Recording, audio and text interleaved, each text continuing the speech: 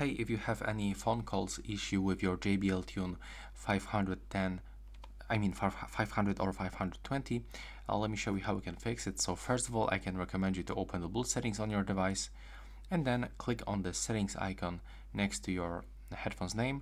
Then scroll down and be sure that you turn on the phone calls with this switcher. And tell me right now if it works. But if you still have this issue, I can recommend you to disconnect your headphones from the phone, click to forget and tap to forget the device. Now power off Bluetooth on your phone.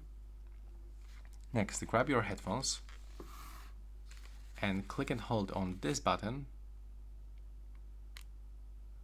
until this indicator turns off. Now release and repeat.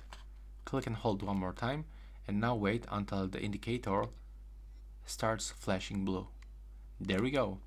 Now you have to grab your phone, power on the Bluetooth, then click to pair new device and click on your JBL Tune 500 or 520. Accept the pairing and tell me if it works. Right now please subscribe to my channel. Bye bye.